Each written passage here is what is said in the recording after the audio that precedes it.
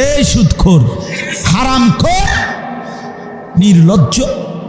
সুদখোর হলো জমিনের সবচেয়ে বেশি পাষাণ, সবচেয়ে পাষাণ, যার চামড়ার মধ্যে, শরীরের মধ্যে কোনো দয়া মায়া বলতে কিচ্ছু নাই, কিচ্ছু নাই, কিচ্ছু নাই। এটা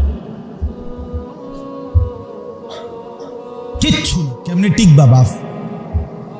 এই দুর্বল প্রত্যেকটা ছবি, খোদার কসম, রব্বে কাবার কসম, যতবার নারীর ছবি দেখো ততবার তোমার শারীরিক শক্তি, যৌবনের শক্তি এক ফোঁটা হইলেও কমতে থাকে। প্রত্যেকটা গুনাহ মানুষের শরীর দুর্বল করে, এটা প্রমাণিত। সাহাবীদেরও কৌল, চিকিৎসা বিজ্ঞানের দৃষ্টিতে আপনি খবর নিয়ে দেখেন। তাহলে এই শরীর তো ভিতরে খোলস হয়ে যাচ্ছে, নারী দেখতে দেখতে, ছবি দেখতে দেখতে, অশ্লীল দৃশ্য দেখতে দেখতে, উলঙ্গ ছবি দেখতে দেখতে, নিজের হাতকে নিজের লজ্জাস্থানে অবৈধ ব্যবহার করতে করতে শরীর শেষ, যৌবন শেষ। বাহ্যিক দেখতে না বোঝা যায় ছেলেটা দাঁড়ায় আছে, আসলে ভিতরটা কিচ্ছু না। এরা আগামীর পৃথিবীতে কেমনে কি করবে বলেন না? সারা দিনে যার 2 ঘন্টাও পরিশ্রম করতে মন চায় না, সে আগামীর সময় মেহনত করবে কেমনে চাচা?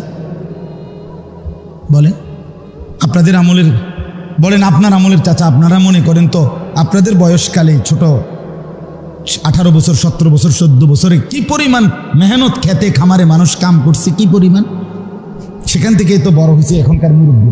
কিন্তু এখনকার এই জেনারেশন কিভাবে বড় হইতেছে? হ্যাঁ, এই জন্য দয়া করো নিজেদের উপরে। অনেক ছেলে দেখলাম ভাই, এই জন্য বললাম নিজেদের উপরে রহম করো। শেষ পর্যন্ত তোমার পথে তুমি চলে যাবা, আমার পথে আমি কুমিল্লা ক্যান্টনমেন্ট। নওজোয়ান তোমরা তোমাদের যার যার জায়গায়, কেউ কারোর জন্য থামবে না, আটকাবে না, এটা আমরাও বুঝি ভাইয়া। রাত কারোর জন্য থামবে না, দিন কারোর জন্যই থামবে। এই পৃথিবী স্বার্থপর, কারোর জন্য থামে না। কোনো অ্যাক্সিডেন্টে রাস্তার গাড়ি বন্ধ হয় না, সবাই পাশ কাইটা কাইটা চলে যায়, চলেই যায় না। আহা, শুনছে সামনের সিএনজি, 3 জন মানুষ মারা গেছে, কিন্তু পিছনের একটা সিএনজিও থামে না, স্বার্থপরের মতো পাশে দিয়ে চলেই যায়। কেউ থামে না, কেউ থামে না দোস্ত আমার। আমি নিজ চোখে দেখছি, ওই বিজরা একবার রাতের 2টা-2:30টার দিকে একটা যুবক মোটরসাইকেল অ্যাক্সিডেন্ট করে একবারে মানে কুড়া কুড়া হয়ে গেছে, টুকরে টুকরে হয়ে গেছে, একটা মানুষ দাঁড়ায় না, সব পাশ দিয়ে চলে গেছে। দুনিয়া স্বার্থপর দুনিয়া, তোমার জন্য কেউ থামবে না। বন্ধু নামের এই দুষ্টরা যারা তোমার দিবানিশি উলঙ্গ ছবি আর নর্তকীর নাচ আর জিনা ব্যভিচার আর অশ্লীল কথাবার্তা শিখাইছে, দেখাইছে, তুমি হারিয়ে গেলে, চলে গেলে, এরা একদিনও তাদের কোনো কিছু বন্ধ রাখবে না।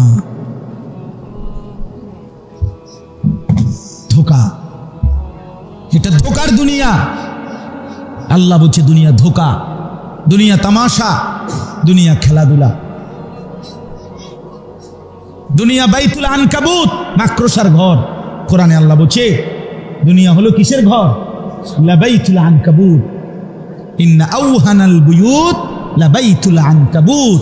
আল্লাহ বলছে আর মনে রেখো বান্দা, এই পৃথিবীতে সবচেয়ে দুর্বল ঘর হলো মাকড়সার ঘর। যেটা 6 মাসের বাচ্চাও যদি হাত দেয়, মাকড়সার ঘর সাজানো, হ্যাঁ ঘর, মাকড়সার ঘর বোঝেন না? এটা কি হয়ে যাবে? ছোট্ট বাচ্চাও যদি হাত, হায় নওজোয়ান, চেহারা দেখলেই বোঝা যায় সারাদিনে নামাজ পড়ো না। অনেক ছেলে বন্ধু আমার, চেহারা চিনলেই বোঝা যায় 1 ওয়াক্ত নামাজ তোমার কপালে নেই। হায় রে মুসলমানের বাচ্চা, কেমনে মুসলমান হলো? যাদের ঘরে প্রতিদিন রঙিন টেলিভিশন চলে, কাকে খুশি করছেন? আজকে 30 বছর সুদের লেনদেন যারা করেন চাচা, কার খুশির জন্য এটা করছেন? এই সুদখোর, হারামখোর, নির্লজ্জ। সুদখোর হলো জমিনের সবচেয়ে বেশি পাষাণ, সবচেয়ে পাষাণ, যার চামড়ার মধ্যে, শরীরের মধ্যে কোনো দয়া মায়া বলতে কিচ্ছু নাই, কিচ্ছু নাই, কিচ্ছু নাই। এটা কিচ্ছু নেই, এটা পাষাণ। কারে খুশি করবেন? ছেলে মেয়ের অভাব দূর করছেন, আমনে সুদের টাকা দিয়ে জমাইয়া বাড়িঘর বাজার সদাই করে দেওয়ার পরে আমনে মরার পরে আর জিফুতে কামাই করে না, কথা কয় না। কোনো সুদখোর মরলে আর এই ঘরে আর এরপরে আর বাজার লাগে না, তো তা আপনি কি গুছাই গেলেন? আপনি কিতা শেষ করে গেলেন? কাম তো রয়েই গেল। এখন তো আপনি ফুতে হে কামাই করে, তো তোর লাভ হইল কি? এমন যদি হইতো আমি আমার ফ্যামিলির আমার জিফুত 6 জন, এই 6 জনের আগামী 200 বৎসরের 300 বৎসরের যা যা বিষয় আদি সব কিছু আমি ব্যবস্থা করে দিছি, তারা শুধু হুতাতে উঠবো আর ভাত খেবো। কই এমন কথা বলেন না? এমন তো আপনি কি করলেন? প্রয়োজন তো থেকেই গেল, অভাব তো থেকেই গেল, চাহিদা তো থেকেই গেল, লাভ কি হলো বাবা? লাভ কি হলো? 4 কোটি টাকার বাড়ি, আমি গিয়া দেখছি বাথরুমের সিটকারির মধ্যে শুধু বল্টুটা নাই, এই যে যেটার মধ্যে লাগায় আর কড়াটা, সিটকারিটার যে একটা ছোট্ট বল্টু আছে না, এটার মধ্যে লাগায় আর। এখন আমি বাথরুমে এটা লাগাই থাকতেছি, যেমন আমি কিতা করতাম, বমু কেমনি বাথরুমে, এটা তো ঠেলা মারে আরেক। পরে এটার ভিতরে একটা বালতি আছে, বালতির মধ্যে পানি ফুরাইছি, পুরাইয়া বালতি দিয়া মানে দরজা এটা ঠেলা দিয়া তো সাইরে এরপরে বাইরে গেলাম, ভাই এর নাম দুনিয়া, বল্টু থাইকা যায়। বল্টু কি? এটাই দুনিয়া দোস্ত, প্রয়োজন থেকেই যায়, কিছু না কিছু সমস্যা থেকেই যায়। কুলাই চাটতেন না, গুছাই চাটতেন। দুনিয়া রাক্ষস, দুনিয়া রাক্ষস, দুনিয়া রাক্ষস, এটা শুধু গিলে আবার হা করে। আল্লাহ আমাদেরকে বুঝ দান করেন। আমার নওজোয়ান বন্ধুরা, বাবারা, চাচারা সবাই মিলে চলেন, জিন্দেগি কাজে লাগাই, সময় কাজে লাগাই। আরেকবার ফিরে আসি, কেন আল্লাহকে নারাজ করবেন? কেন নামাজ পড়বেন না? কেন নামাজ পড়বেন না? যুবক ভাইয়া, তোমরা কেন নামাজ পড়বা না? আল্লাহর সাথে কেন নারাজ? সবার সব কথা রক্ষা করলা, প্রিয় বন্ধু আমার, মালিকের কথা কেন রক্ষা করলাম না? যে তোমাকে হায়াত দিল, যে তোমাকে বাঁচিয়ে রাখলো, তাকে পাত্তা দিলা না কেন?